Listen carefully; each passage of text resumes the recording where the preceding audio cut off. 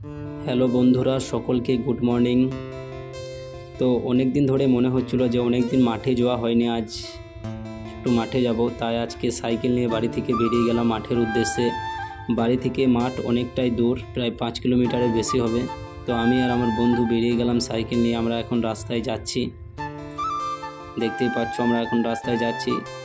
পরিবেশ খুব সুন্দর সকালবেলায়।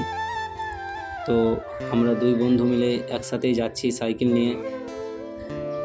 তো আমরা তোমাদের রানিং কেমন চলছে, তোমরা রানিং কি করছো? এখনও এসএসসি জিডি ডেট ঘোষণা হয়নি, কিন্তু অবশ্যই ডেট খুব তাড়াতাড়ি আসবে। তো ফাইনালি আমরা মাঠে পৌঁছে গেলাম। আরও সকল ভাইরা এসেছে যারা রানিংয়ের জন্য প্রস্তুতি নিচ্ছে, আমিও প্রস্তুতি নিচ্ছি। তো আমরা আজকে রানিং করব, টার্গেট করেছি 5 কিলোমিটার রানিং করব আজকে।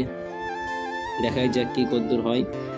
তো সকলে জানো যে রানিং করার আগে একটু ওয়ার্ম আপ, স্ট্রেচিং অবশ্যই করা প্রয়োজন। তাই একটু স্ট্রেচিং করে নেব সবাই মিলে, তারপর আমরা রানিংয়ের প্রস্তুতি নেব। তো আমাদের গ্রাউন্ডটা প্রায় 750 ট্র্যাক বটে, যেখানে আমরা রানিং করি।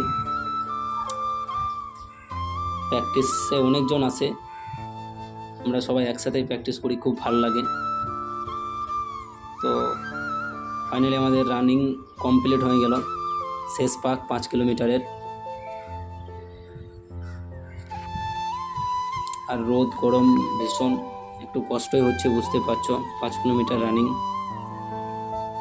তো ফাইনালি কমপ্লিট হয়ে গেল রানিং। তোমাদের 5 কিলোমিটারের টাইমিং কীরকম আসছে অবশ্যই জানাবে।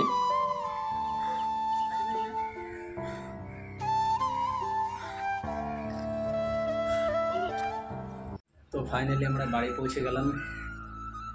তো বাড়ি এসে ফ্রেশ হয়ে এবার পড়াশুনো শুরু করব। তোমাদের পড়াশুনো কেমন চলছে? কমেন্ট যা আসছে বুঝতে পারছি যে তোমরা ডিমোটিভেট হয়ে যাচ্ছ। এখনও এক্সামের ডেট আসেনি বলে ডিমোটিভেট হয়ে যাচ্ছ। দেখো, ডিমোটিভেট হওয়ার কোনো কারণই নেই, কারণ আমাদের ফর্ম ফিল আপ যখন হয়েছে অবশ্যই এক্সাম তখন হবেই। তো ডিমোটিভেট না হয়ে পড়াশুনো ঠিকঠাকভাবে চালিয়ে যাও, কারণ সময় অথবা দিন কারোর জন্য থেমে থাকে না, একদিন করে চলে যাচ্ছে।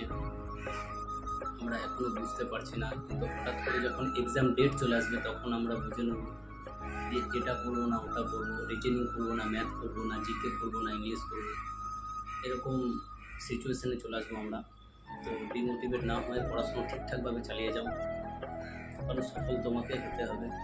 তোমার বাবা মা তোমার জন্য অপেক্ষা করে বসে আছে যে আমার ছেলে সেই দিন কবে আসবে যে আমার সামনে উর্দি করে দাঁড়িয়ে থাকবে। তো ডিমোটিভেট না হয়ে অবশ্যই তোমরা পড়াশোনা ঠিকঠাকভাবে চালিয়ে যাও। তো ফাইনালি আর বেশি কিছু বলবো না, পড়া শুরু করবো। আবার দেখা হবে কোনোদিন নেক্সট ভিডিওতে। জয় হিন্দ।